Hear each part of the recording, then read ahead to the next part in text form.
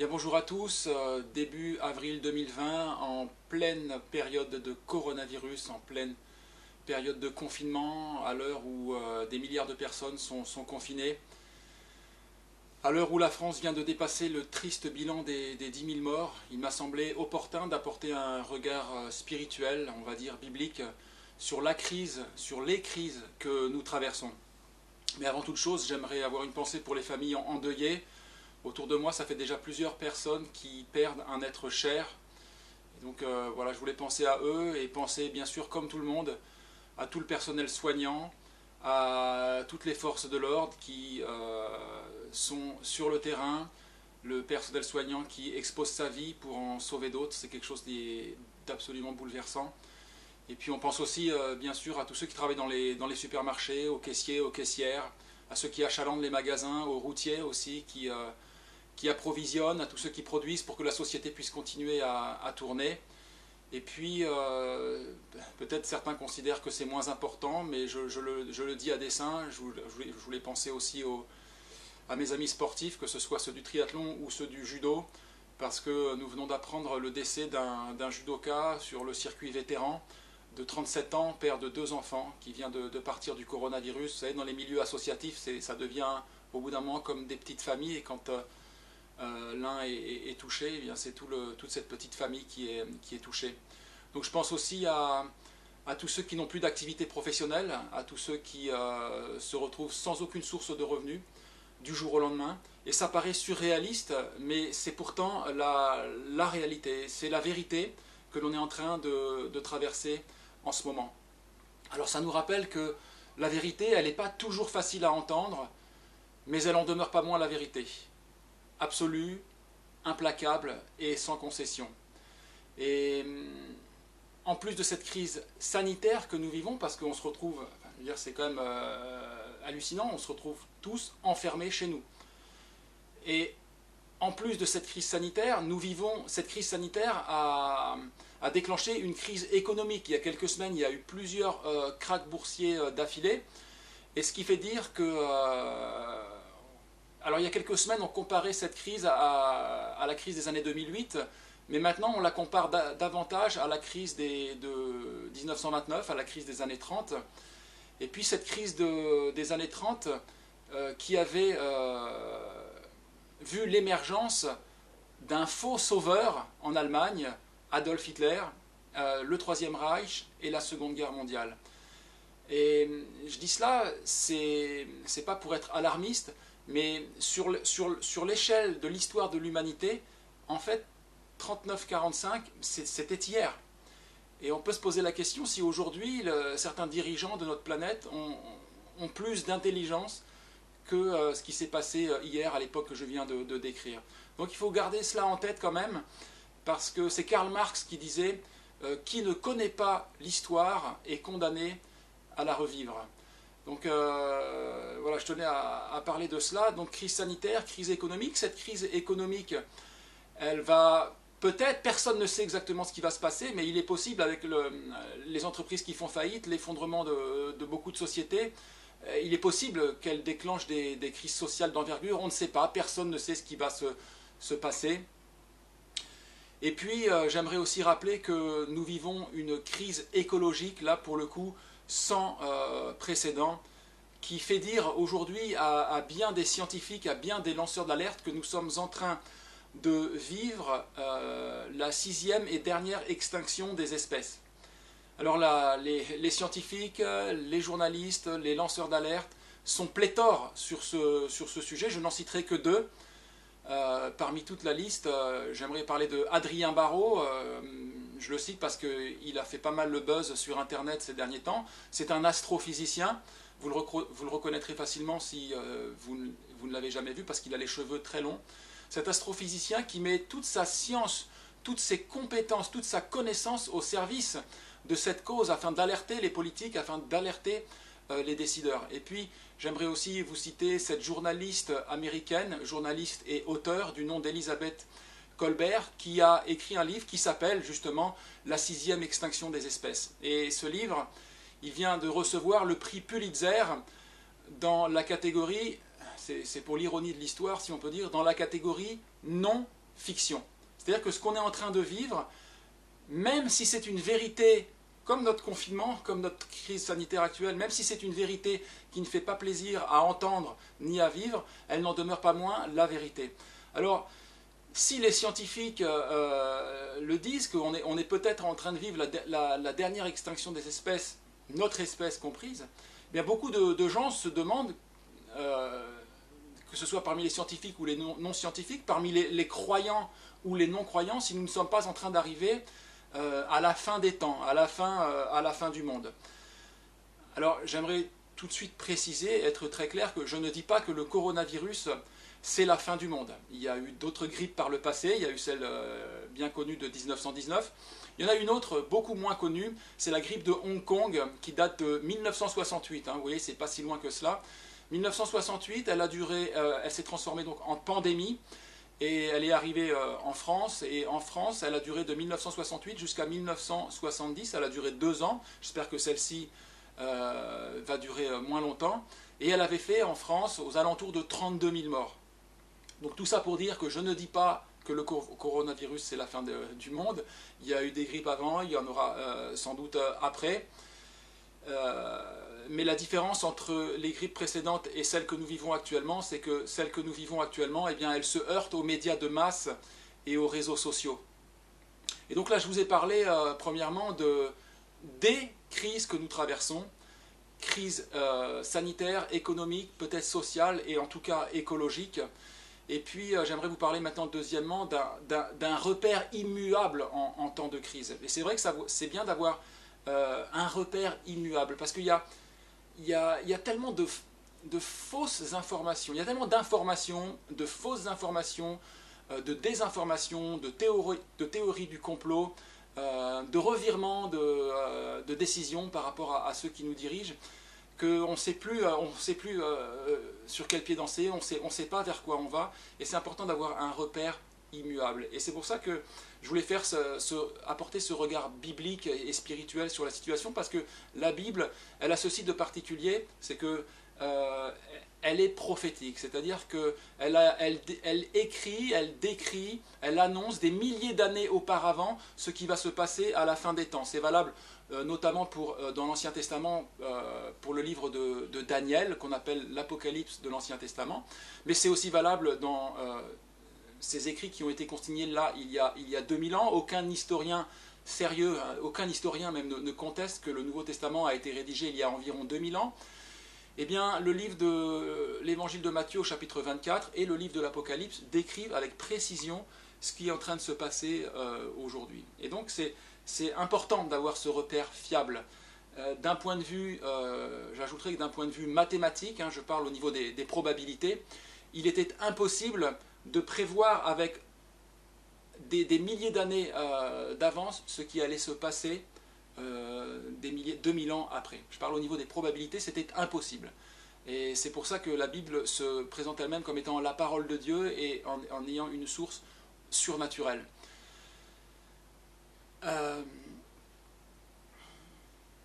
Il y a une doctrine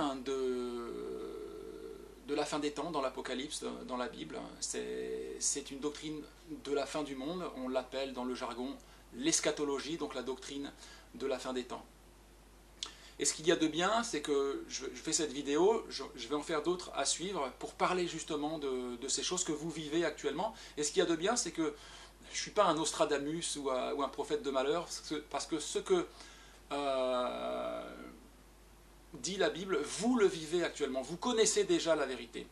Donc vous connaissez la vérité, pourquoi? Parce que premièrement, vous le vivez actuellement. Est-ce que vous savez que la Bible, l'Apocalypse, dans la Bible, elle est essentiellement écologique, pas que, mais en grande partie écologique, et elle parle aussi de géopolitique, et je l'aborderai aussi ce sujet dans les vidéos suivantes. Donc vous connaissez la vérité, parce que vous la vivez, et puis deuxièmement, vous connaissez la vérité, je dirais, parce qu'elle est gravée dans vos cœurs, cette vérité. Et j'en veux pour preuve, lorsque le gouvernement a notifié le début du confinement, eh bien les bars et les restaurants étaient ouverts ce soir-là jusqu'à minuit. Alors, beaucoup de gens se sont précipités pour se réjouir une dernière fois avant le confinement, et puis il y a eu ces vidéos qui ont circulé à la télévision même, où on voyait ces jeunes et ces moins jeunes qui étaient là dans les bars, dans les restaurants avec leur bière et puis qui disaient on veut faire la fête une dernière fois parce que c'est la fin du monde. Et puis ailleurs en France, d'autres qui disaient à peu près la même chose, on veut se prendre une dernière cuite parce que bientôt c'est l'apocalypse. Pourtant j'imagine que ce n'est pas de cette manière que les médias avaient présenté la situation. J'imagine aussi que ces gens-là n'avaient pas eu une éducation spécialement religieuse, mais cette notion de la fin des temps, cette notion de l'éternité, elle est gravée dans nos cœurs. Et c'est vrai que la Bible le dit, dans le livre de l'Ecclésiaste, il est écrit que Dieu a gravé dans le cœur de l'homme la conscience de l'éternité. Dieu a gravé dans le cœur de l'homme la pensée de l'éternité. Et puis, je vous ai parlé donc des situations de crise que nous vivons, je vous ai parlé qu'il était nécessaire d'avoir un repère fiable et immuable. Il y avait un célèbre prédicateur du nom de Billy Graham qui disait qu'on pouvait prendre le journal dans une main, feuilleter les nouvelles, et puis la Bible de l'autre côté, et en fin de compte, en lisant le journal, contempler l'accomplissement quasiment littéral des prophéties bibliques. Et donc, je voudrais vous parler maintenant des incertitudes face à la crise. On a vu premièrement là les différentes crises, on a vu deuxièmement... attendez, je me perds un petit peu. Voilà, un repère immuable en temps de crise. Et puis, maintenant, troisièmement, et je termine avec cela, les incertitudes face à la crise. Et il y a un point essentiel qu'il faut que je dise, c'est que je ne vais pas vous parler de religion. Alors, ça peut vous paraître bizarre de la part d'un pasteur, mais non, je ne vais pas vous parler de religion. Jésus lui-même ne parlait pas de religion. Jésus, au contraire, il a dressé même un réquisitoire en Matthieu au chapitre 23 sur l'hypocrisie qui pouvait prévaloir dans la religion, sur l'hypocrisie qui pouvait prévaloir parmi les dirigeants religieux. Et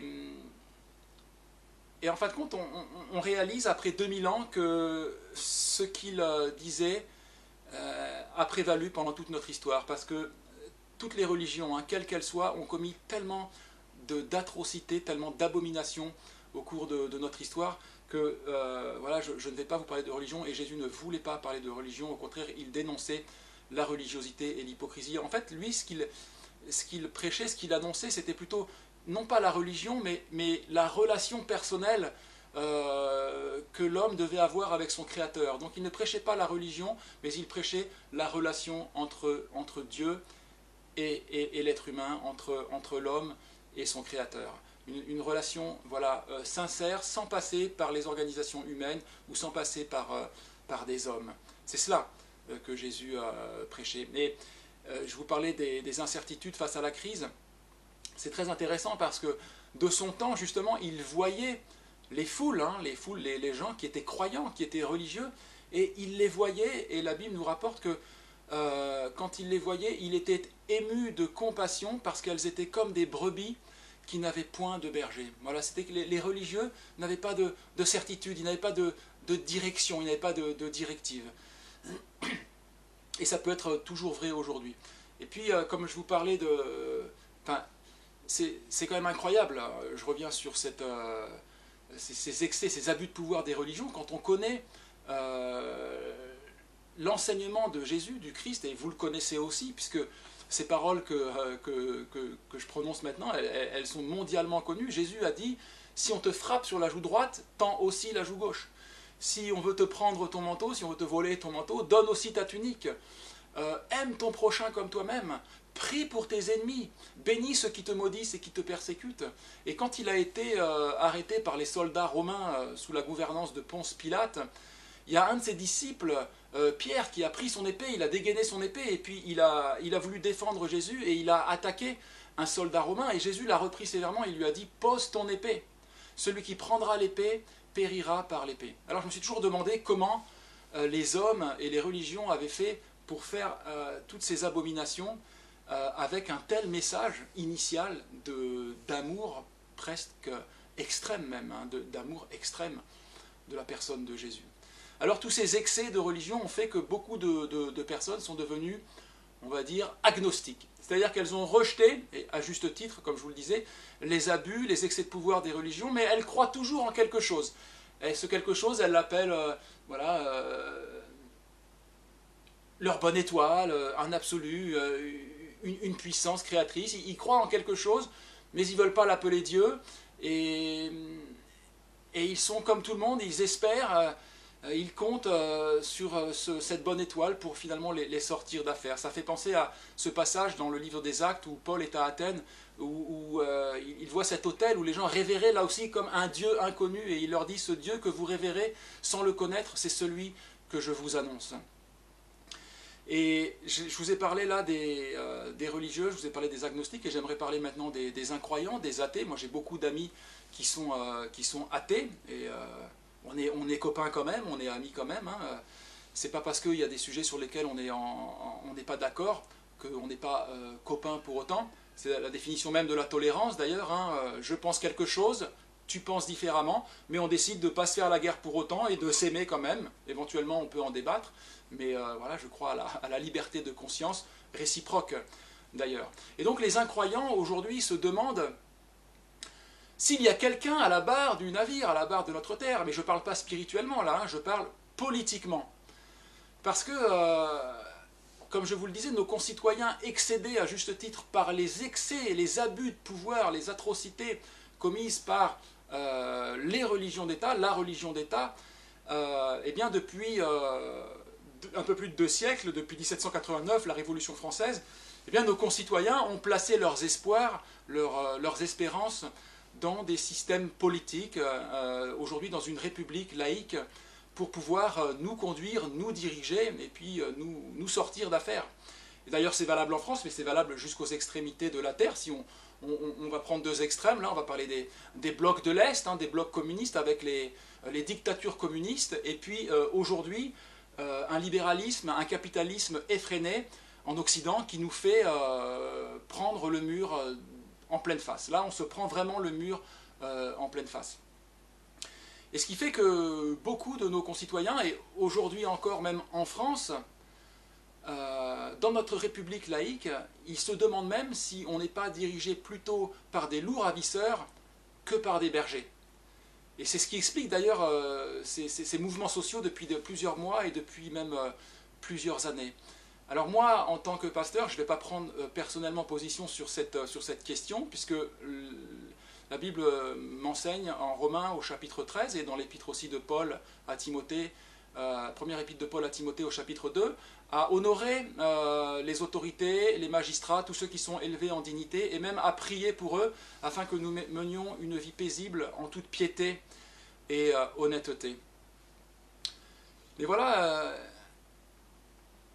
on a vu là, premièrement, les crises. On a vu premièrement que c'était important d'avoir un repère immuable en temps de crise, et on a vu troisièmement, là encore pareil, excusez-moi, je me perds dans mes pensées, les incertitudes que nous pouvons traverser face à la crise. Et ce que j'aimerais vous parler, moi, au travers de ces quelques vidéos, j'aimerais vous parler d'une bonne nouvelle. La bonne nouvelle, c'est la bonne nouvelle que tout le monde attend, parce que tout le monde attend un renouvellement de toutes choses. Tout le monde attend qu'enfin on puisse connaître une ère de paix, de joie, de félicité, où il n'y aura plus de guerre, il n'y aura plus il y aura plus de grippe, il n'y aura plus je ne sais pas, de conflits israélo-arabes, et qu'on va finir par s'en sortir. Et c'est l'écrivain Francis Bossu qui met des mots sur ce sentiment. Il dit, je le cite, « Notre mémoire doit être pétrie d'éternité parce que nous avons tous la certitude que le mal est éphémère. » Et c'est vrai, dans le cœur de l'homme, dans notre cœur à tous, on espère tous, on croit tous qu'on va finir par y arriver, qu'il va finir par se passer quelque chose de bien et qu'on va se sortir d'affaires. Alors, la Bible dit que effectivement, il va y avoir un renouvellement de toutes choses. C'est pas l'humanité qui va le faire, c'est pas nos dirigeants politiques, c'est Dieu qui va le faire. La Bible dit que Dieu va créer une nouvelle terre et des nouveaux cieux où la justice habitera. À ce moment-là, il n'y aura plus, nous dit aussi la Bible, ni deuil, ni larmes, ni souffrance, parce que les premières choses ont disparu. Et alors, sur ces nouveaux cieux et cette nouvelle terre, je veux me fâcher avec personne, je dirais qu'au niveau des théologiens, il n'y a pas de consensus pour dire si ce sera littéralement une nouvelle terre et des nouveaux cieux qui seront créés, ou si c'est cette terre-là qui sera renouvelée et restaurée. Voilà, la question est encore ouverte et largement débattue, même passionnément débattue, mais finalement, ici, croyants et incroyants se rejoignent pour dire qu'ils aspirent à ce renouvellement de toutes choses. Et ce renouvellement de toutes choses, bien voilà, la Bible l'affirme, il va arriver. Il va arriver, mais il va passer par quelques difficultés. Et quand je dis quelques difficultés, c'est un moindre mot. Nous les traversons, nous avons commencé à les traverser actuellement. Ces difficultés, la Bible les appelle les douleurs de l'enfantement du Messie. C'est écrit en Matthieu au chapitre 24 et au verset 8, les douleurs de l'enfantement du Messie. Donc c'est comparé à un accouchement. Qu'est-ce qui se passe lors d'un accouchement? Eh bien, il y a les premières contractions. Et puis petit à petit, vous savez, la douleur, elle augmente, crescendo, de manière exponentielle, et on en arrive à un état de douleur, surtout nos femmes, hein, et nous on est là à compatir, mais nos épouses on arrivent à un état de tension, un état de douleur, un état de crispation terrible quand mon épouse a accouché, mais à un moment donné j'ai même cru que j'allais la perdre. Et subitement, en une fraction de seconde, cet état de crise terrible, de douleur, de souffrance terrible, en une fraction de seconde, fait place à la joie et au bonheur le plus absolu quand on voit ce beau bébé tant désiré apparaître. Alors ça c'est une illustration de ce qui est en train de traverser notre planète, notre Terre, notre humanité. Et je vais parler avec vous de ces vérités, de ces douleurs, de l'enfantement du Messie que nous sommes en train de traverser et que nous allons commencer à traverser. Alors, face à ces vérités, alors certes, comme je vous le dis, c'est un petit peu le fil rouge depuis le début de ce message, comme je vous le disais, il y a des vérités qui ne font pas toujours plaisir à entendre, mais elles n'en demeurent pas moins la vérité. Et donc face à ces vérités, finalement, il y aura deux options possibles. C'est un peu comme quand Jésus a été crucifié. Vous savez, il y avait deux brigands crucifiés, l'un à sa droite, l'autre à sa gauche, et il y a eu deux attitudes différentes l'une de l'autre, opposées l'une de l'autre. Il y en a un qui s'est moqué, qui a été insultant et qui a méprisé Jésus, Jésus qui, lui, pour le coup, se définissait comme étant le chemin, la vérité et la vie. Et donc, face à ces vérités, face à cette vérité-là, il y en a un des brigands qui a été moqueur, insultant. Et encore une fois, là, chacun est libre de ses choix. Hein. Comme je disais, je suis absolument pour la liberté de conscience. Et il y a l'autre brigand qui, devant cette vérité, devant ces vérités, qui a fait preuve de plus d'humilité. Hein, voilà, il s'est humilié, comme on le dit, et il a considéré les choses. Alors, devant toutes ces vérités que je vais annoncer, et en fait, je vais annoncer. Moi, j'ai aucune compétence scientifique, je n'ai aucune crédibilité scientifique. Donc ce que je vais faire, c'est que je vais simplement citer les sources scientifiques, citer les sources géopolitiques et les mettre en comparaison avec les prophéties bibliques. Et que vous soyez scientifique ou non scientifique, croyant ou non croyant, je vous inviterai à vérifier les sources et à constater par vous-même la véracité de tout ce qui est en train de se passer, et ça vous permettra de discerner dans quel temps nous sommes par rapport à l'horloge du monde et de l'humanité. Nous arrivons certes à la fin. Il y a cet excellent réalisateur du nom de Yann Arthus Bertrand, que vous connaissez certainement, qui a réalisé La Terre vue du ciel notamment, et il en a fait bien d'autres. Lui aussi, comme nous tous, il se dit mais en fait il faut qu'il y ait un changement, il faut qu'il y ait quelque chose qui se passe, on ne peut pas continuer comme cela. Et il dit qu'en fait il faut comme une révolution, et il déclare que la révolution, elle ne sera pas scientifique, parce qu'on ne pourra pas changer comme ça les 95 millions de barils de pétrole qui sont consommés chaque année, c'est pas possible. Il dit que la révolution, elle ne pourra pas être économique, parce que l'économie ne veut que la croissance. Et il dit en fin de compte, la révolution, elle ne pourrait être que spirituelle. Alors, je ne sais pas dans quelle mesure il était conscient de ce qu'il disait, à quel point c'était vrai, mais c'est vrai qu'on sera devant un choix spirituel. Alors je vous donne rendez-vous pour les prochaines vidéos. Comme je vous disais, je vais être très factuel, n'ayant aucune compétence, Je vais me réfugier derrière les données scientifiques et je vous inviterai à vérifier tout cela avec moi. Merci de votre attention et que Dieu vous bénisse.